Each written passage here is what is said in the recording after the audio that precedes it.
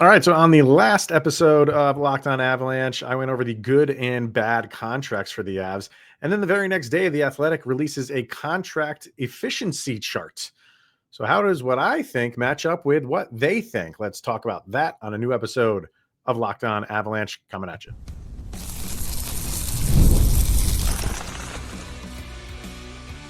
You're Locked On Avalanche, your daily podcast on the Colorado Avalanche. Part of the Locked On Podcast Network, your team every day. All right, everybody, welcome to the Locked On Avalanche podcast, part of the Locked On Podcast Network, your team every day. I'm your host, Chris Maselli, and if you want to get in on the conversation, join our subtext. Link is in the show notes below. Sign up, chat with me one-on-one, and I get your opinions, everything Avalanche related, and share it on this very podcast. All right, if you're watching over on YouTube, you see the bullet points that we're going to be talking about today. A story that has been out there for about a week now. It's a pretty wild one about some shady things going on in youth hockey in one state in particular. I'm not going to spoil who it is if you haven't heard about it, because there's a way I want to go about this, and I don't want to say who the team is right away. So we'll talk about that. Last episode, I wanted to get to power ranking the Central Division, so we will do that next in the next segment. But where we're going to start is, like I said in the opening, the last episode, I went over the contracts for the Avalanche and kind of just talked about if I liked them or did not like them, and wasn't planning on doing a follow-up to that. But the Athletic came out with their contract efficiency or cap efficiency, however they worded it. And they had a graph for every single team, and the Avalanche were third overall. I think it was the Lightning were number one. I want to say Florida was number two. I don't have it up in front of me. I apologize for that. But the Avalanche were third overall with an A+ rating. So I'll put it up on the screen right now if you are watching on YouTube. If you're not, it's okay. We'll go through this. So, they were ranked third overall, but they're given a grade of A+ when it comes to their contracts. And I think the only reason they were third was, if you see at the very top, right below the team name, it says average positive value 67%, and then team surplus, which is $96 million. I'm assuming they're third because the other two teams have more of a surplus, but the other two teams obviously were A+ as well. No A++ is going out here. And the surplus is what, in a perfect world, maybe no salary cap, what that person really is worth. And we talked about Nathan MacKinnon in detail last episode because, he was fifth overall of best contracts in the league, according to Athletic. And the surplus, you look at that, $96 million of what their surplus is, total surplus, in that they're outplaying their contract and what their contract really, or what their real value really is. So this is over the course of their contract, obviously. So Nathan MacKinnon is contract's 12.6. I think yearly he was like 18 something of his actual value, but over the course of his contract, that total surplus is $34 million. So of the team surplus, that's $96 million. Nathan MacKinnon's $34 million. Cale Makar is $12 million. And Mackenzie Blackwood, I totally didn't get to the goalies the last episode. I meant to, but we were running long and I just blanked on the goalies. Mackenzie Blackwood, $18 million surplus for him.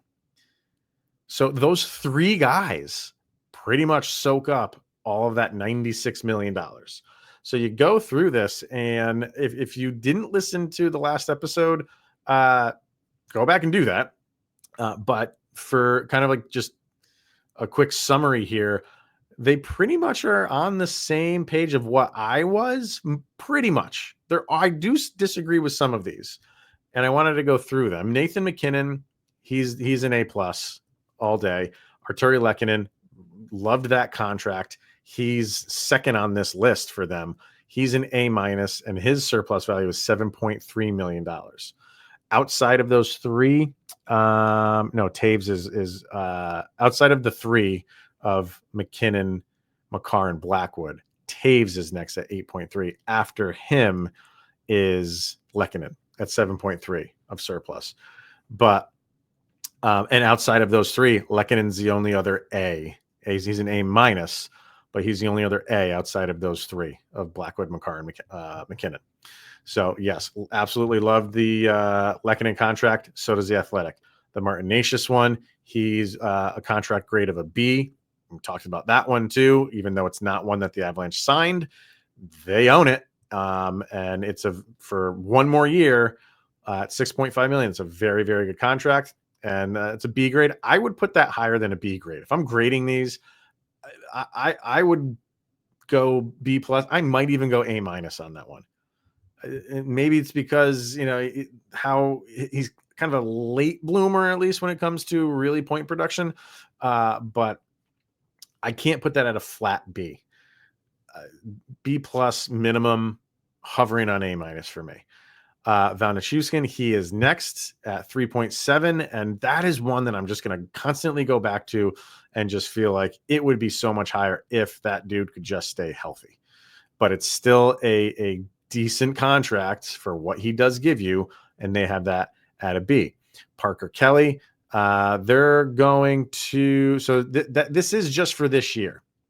So it is not his extension that he signed. So this is just the $875,000. They have that as a B minus. Will be interesting to see where that goes next year when he gets that little bit of bump in pay. How much does that affect a grade like this? Logan O'Connor, he is at a B minus as well. They only have his surplus at $700,000. I don't know if I agree with that so much. I'm not saying he should be like it be an A, but should it be a B minus? I think that's a little bit low. I'd much rather see that in the B plus category, if you ask me, because of everything he provides for you. The Ross Colton contract, they have that as a B minus, and the total surplus value is just a $200,000 surplus. So kind of they feel like that contract is right around where he should be.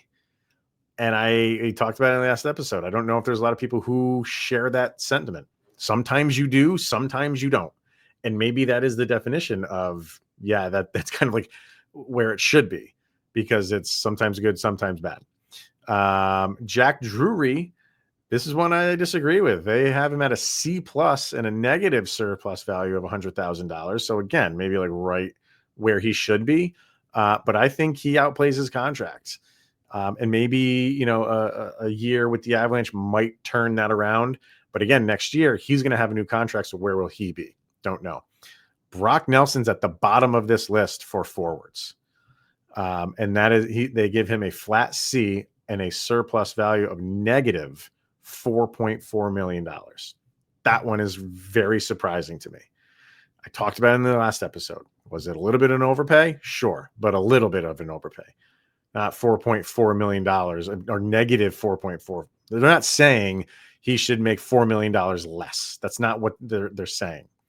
They're saying based on production and the models that the Athletic has are stuff that people can't even understand. Sometimes I don't understand it, but they're not saying he should make $4.4 million less. A lot goes into it, and production is part of it.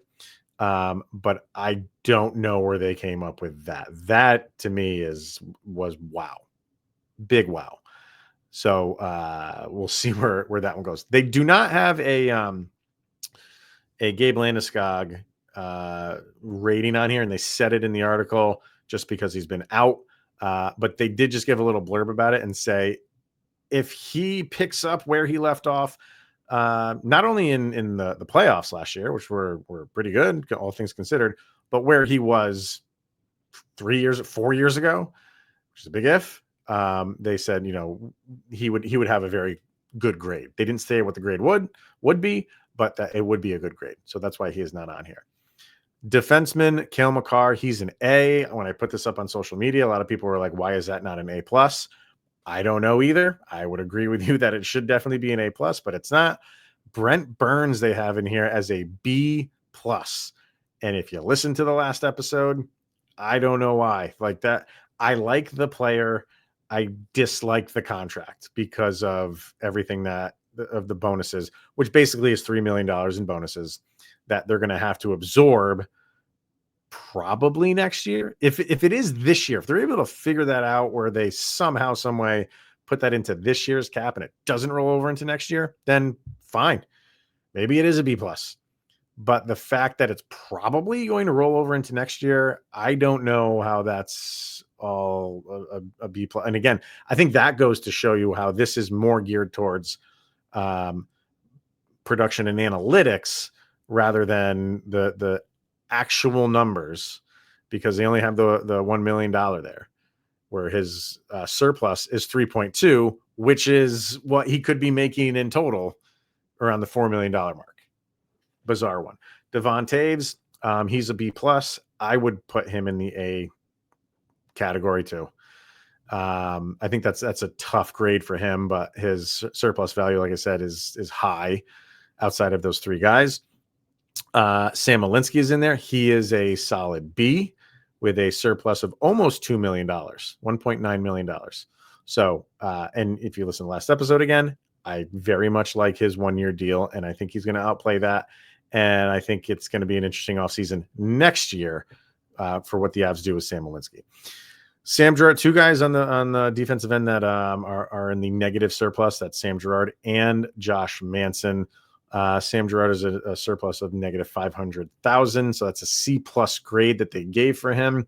While Josh Manson, his surplus value is negative 3.4, and they gave him a solid C grade. And again, that's just for this year. So that might change next year if he has a good year and then his dollar amount goes down.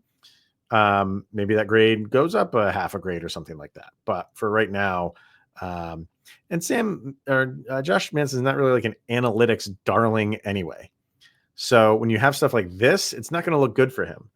But there's, that's why you have to kind of take these things with a grain of salt, because it's what do you want to put the emphasis on? And what this chart puts emphasis on, it does not look good for somebody like Josh Manson. And then on the goalie side, we talked about Mackenzie Blackwood, and then you have Scott Wedgwood, who's a C plus, and that angered a lot of people. And I would say, like, Scott Wedgwood had a really good year with the Avalanche. Before that, he's kind of been a journeyman, and maybe he's going to settle in with the Avalanche and have a very good career, however long it is, with Colorado. But I'm agreeing with those people that I don't really like the C plus. Would have just been nice because he did have such a good year for them.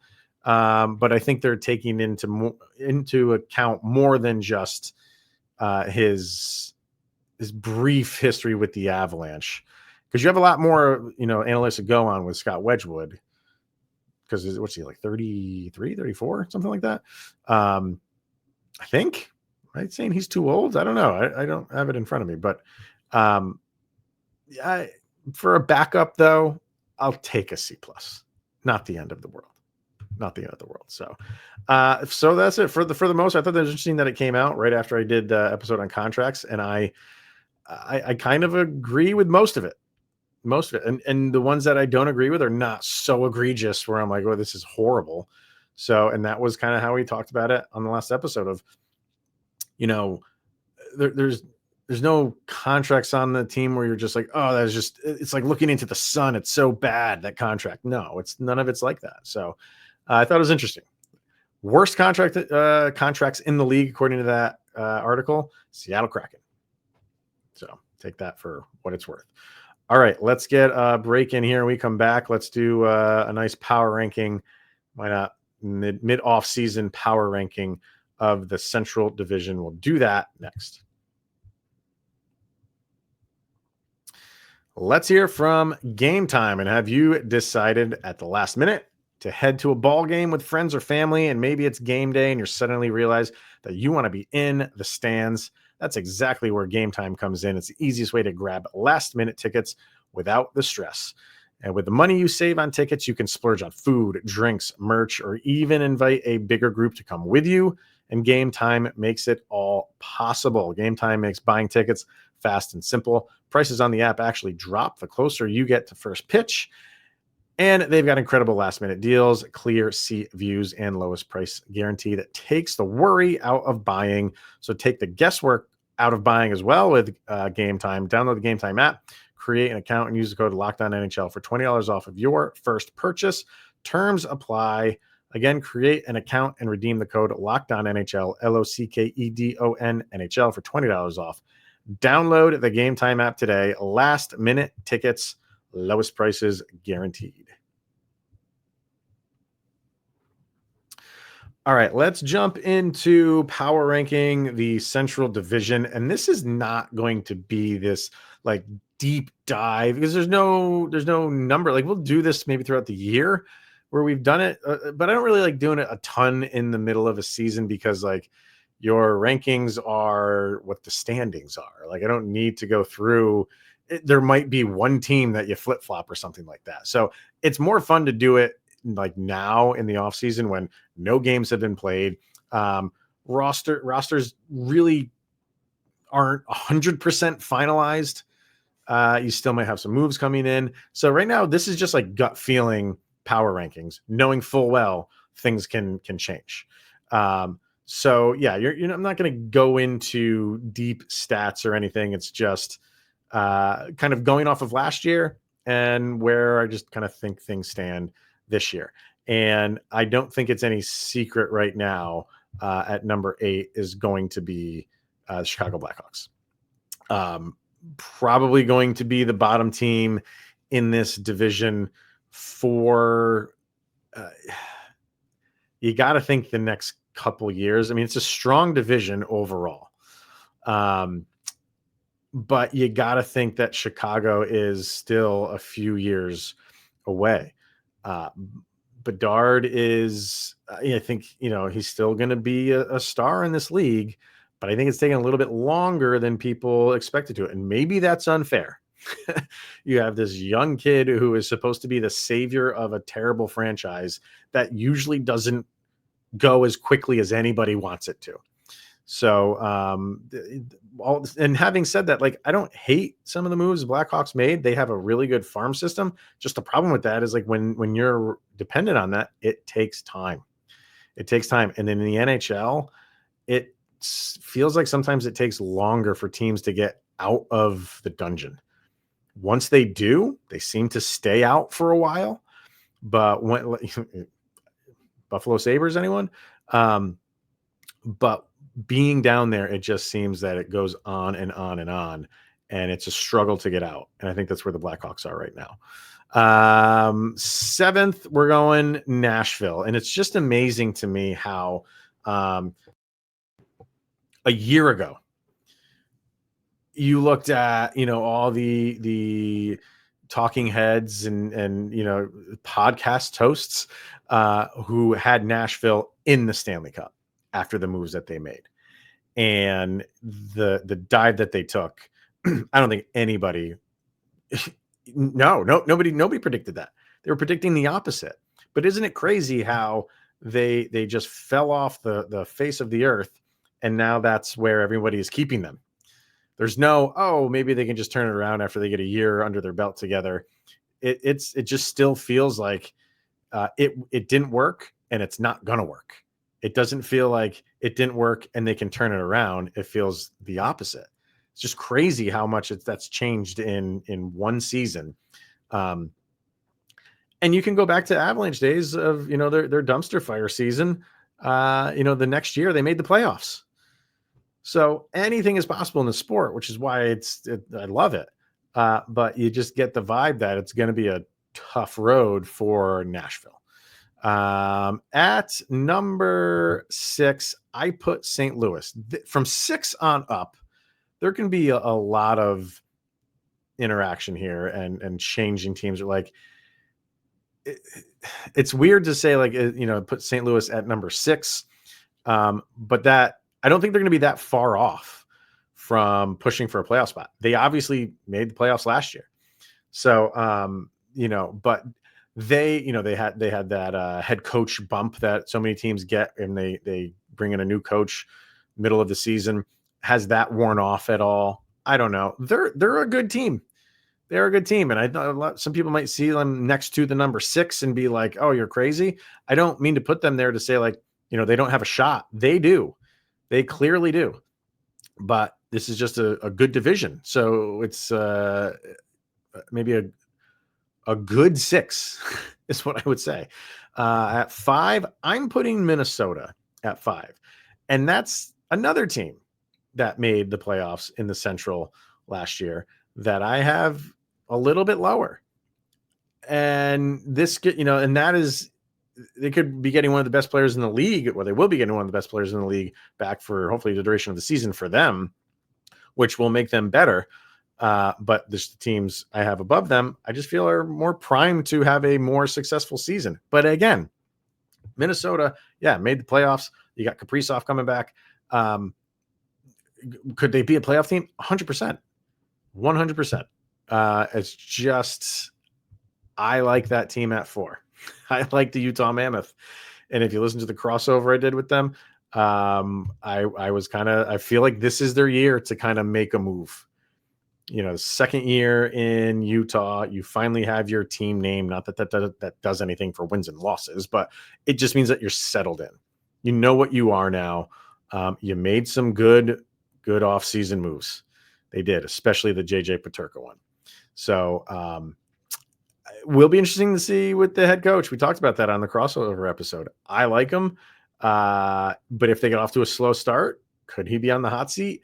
And if they do get rid of him and bring in somebody new, does that give them the head coach bump? And ascending they go. We'll see. But I just like what Utah has been doing.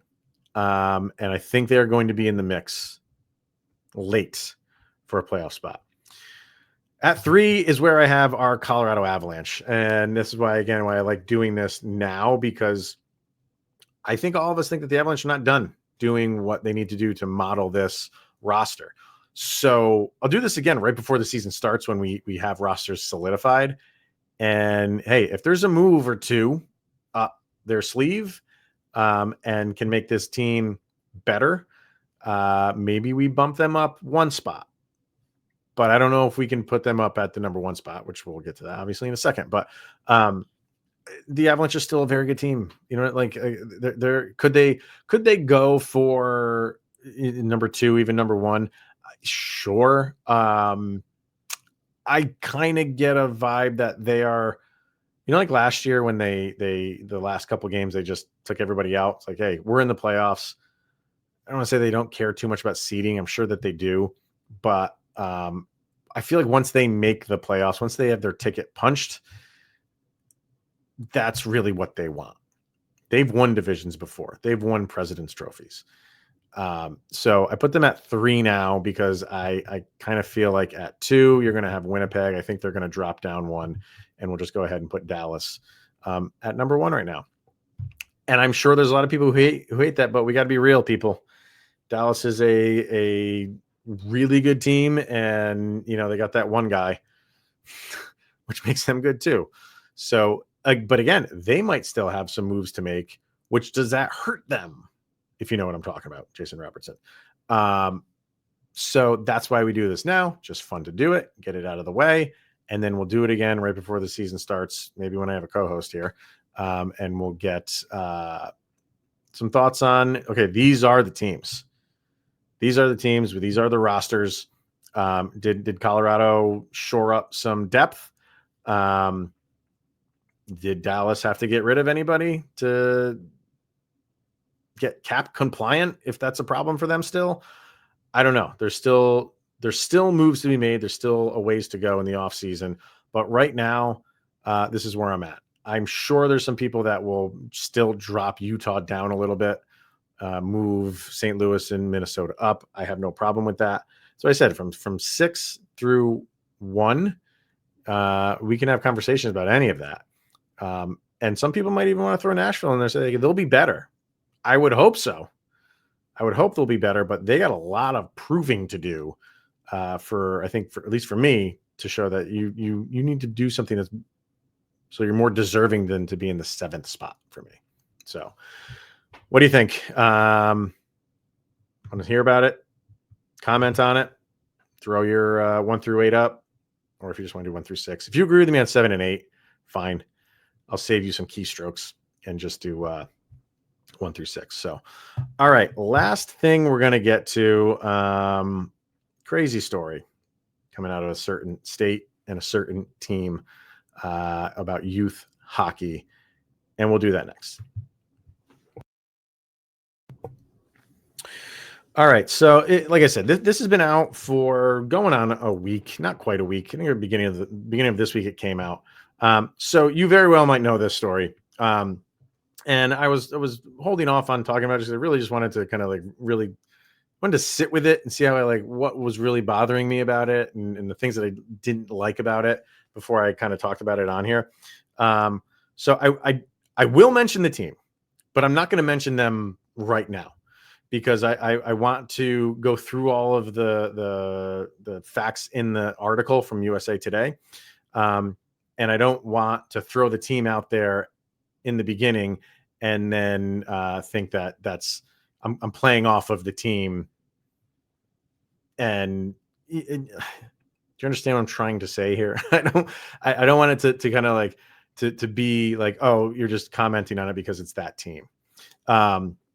If you know the story, you clearly already know who I'm talking about. But I just wanted to go through everything and then kind of feel like, hey, this could be any team, and we wouldn't like it.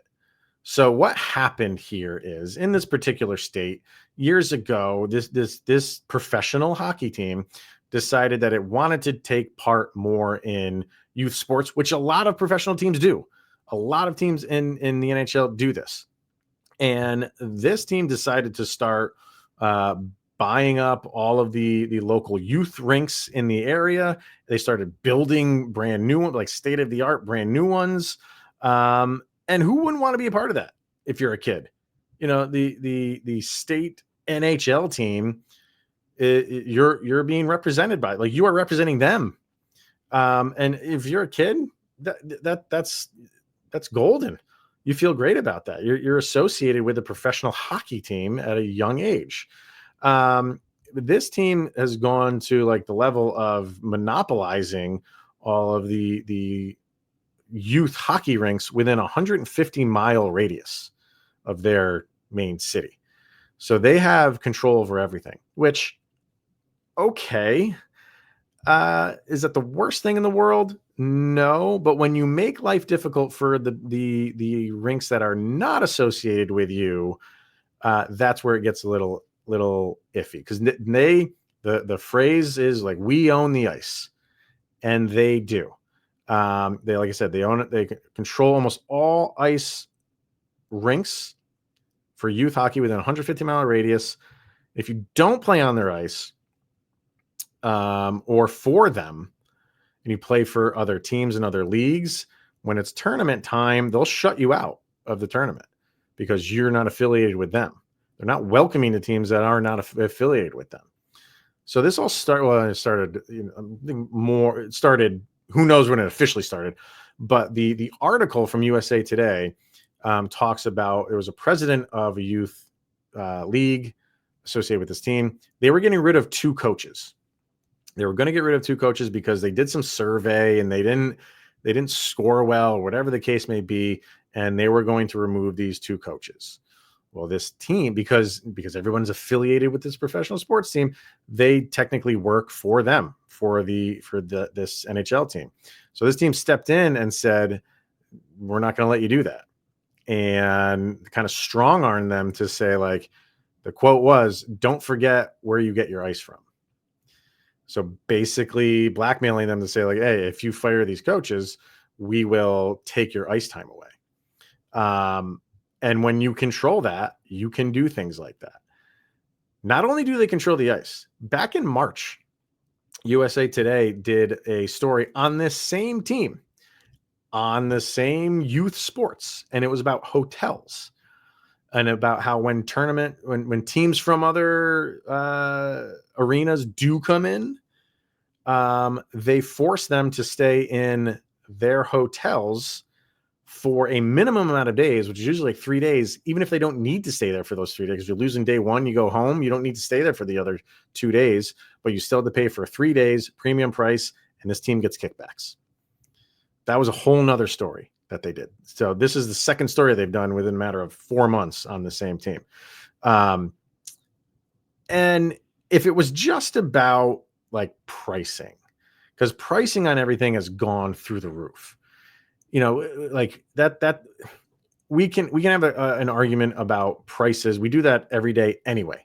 Everything is too expensive, and we can argue about that. And and hockey being the most expensive sport in the world, when you have a professional sports team owned by billionaires who are jacking the price up on everything, and passing that what they say was like, energy costs are up. Sure, they are. I understand that part. But who gets past the buck to soak up those rising costs? Families. And like I said, and with hockey being an expensive sport, it's crazy. But if it was just that, we could have that discussion, and it just wouldn't look good. Be just a bad look for this professional sports club is already raking in billions of dollars going to the youth side of things and making it more expensive for families. But it goes like beyond. I mean, first of all, for pricing, I have some prices here. Registration fees have gone up from $1,700 to $2,300. Travel clubs that rent the ice, the teams that they do rent the ice to, have gone from $375 an hour to $500 an hour. Private lessons, which were typically around $55 per lesson, are now almost $200 per lesson. Ice costs for one league, if it was a 9-team league, for the entire league, went from $350,000 to $425,000, and they decreased their ice time from 97 hours to 79 hours. So you're paying way more for less ice. And they do things like they will force you to not only take away ice time, practice time. There's some leagues who say like they forced us to do a continuing running clock during our game. So no break. The only time the clock stops is for periods. Other than that, the clock runs, which is not. So there was a father who coached a team with this club, and he didn't like how it was being run. So he contacted one of the other rinks that is not affiliated with this team and asked if maybe there was a coaching position available. And when this sports team caught wind of that, they banned him from their leagues and arenas and his kids. His kids are 5 years old and 7 years old. What the heck did they have to do with anything that they're banning them? Apparently they rescinded that, but still, you went that far. Now, naturally, when stuff like this is going on, families are going to take to social media, and this is where it gets crazy. Like I said, if it was just about the money, we can still complain about that and have that conversation, but this is where it just takes a turn. When stuff like this is happening, there's one mother started a Facebook group page of other parents who just have had it. And now it's getting to the point of bullying because they are threatening them to, remove the group, remove posts. And, when you post something on Facebook, your name is attached to it. If they see that, they will kick you out. There was one mother who didn't like how her son, who got a concussion, they didn't like how they provided care to him, and they threatened her to take it down and not post anything for 6 more months. Her personally, don't post anything for 6 months. Take down the post if you want your son to have any future in hockey in this state. There's nothing they can do, especially if you want to file grievances or anything like that, because you can go to the state board of youth hockey, and guess who's on the board of state youth hockey in this state? People who work for this professional sports team. So good luck getting anything through to them. The article is great. Go read it on USA Today. There's a lot there. And that's the whole bullying thing of we're going to kick you out and you're not going to have anything to do with this. That's the part that just all of it, the money part too, and because it's coming from a professional sports team is the part that kills me. And the reason why I didn't bring up the team yet, I will in a second. does it really matter? Like if any team was doing this, if any team was doing this in the National Hockey League to youth sports, to kids, would you not be angry about that? If I told you all of the stuff that I just mentioned and more, what were the Colorado Avalanche, you probably would be angry about that. So really the team, yes, it matters, but it doesn't matter because this is wrong across the board. So when I tell you that the team that was doing this, it wasn't the Colorado Avalanche, it's the Dallas Stars. The Dallas Stars have a monopoly on youth hockey in the state or around where Dallas is. And all of these rinks and all these employees work for them. And they have just increased the cost of everything and decreased ice time. They make it impossible for other teams to take part in tournaments that they're running. If you're not part of their in crowd, you're left out. And there's only, I think there was like one or two arenas outside that area, and they can't get in because the Stars own like 12 of them or 13 of them, and they're building more. So they are just taking control over everything. And again, if it was just the money, we can complain about that. But when you're going to the level of kicking people out because they're not liking how you're running it and they can't talk to you about it, and when you say, oh, just know where you get your ice from, and there's just no communication. So they do the only thing that people today know how to do, and that's go to social media, and then you ban them for that. That's not fun. This is kids we're talking about. Kids just want to play a sport, and we're politicizing this, and we're jacking up the price on the most expensive sport there is. There were some families that said that, they're paying extra $30,000 just for their kid to play hockey in these hockey leagues for the year with travel and all that stuff. It's expensive. And I know you got to make a profit, and I know it's a business. I don't want to say just because you're billionaires that you should just give away everything for free, but it just looks bad. It just makes you look really bad. And for the bullying part, it makes you look petty too. So while we have the Dallas Stars ranked number 1 for the Central Division, they're ranked last in just empathy. Doesn't make any sense to me. And again, when we're talking about like kids, we're talking about youth sports, that just grinds it, digs the knife in even deeper. So I wanted to bring that up. I know it's not Avalanche related, but it is Dallas Stars related, and we do not have a history with them, right? So I'd like to know your thoughts on it. So comment away in the comments section. I can't imagine even Stars fans are happy to hear that their team is doing that. Or at least they're in point. Maybe they don't know what level it's going on at. Maybe in the Dallas Stars front office, they don't know what is actually happening, but their name is attached to it. So wouldn't they want to know what's going on? And the people that you're hiring are doing this stuff. So maybe you need to be a little bit more active in what's going on and not just have your name associated with it. Because right now your name is looking like trash, at least when it comes to youth sports. So let me know what you think in the comment section, because I'd like to know. But like I said, I can't imagine people are happy about this. Definitely outside of Texas, but inside of it, they can't be happy.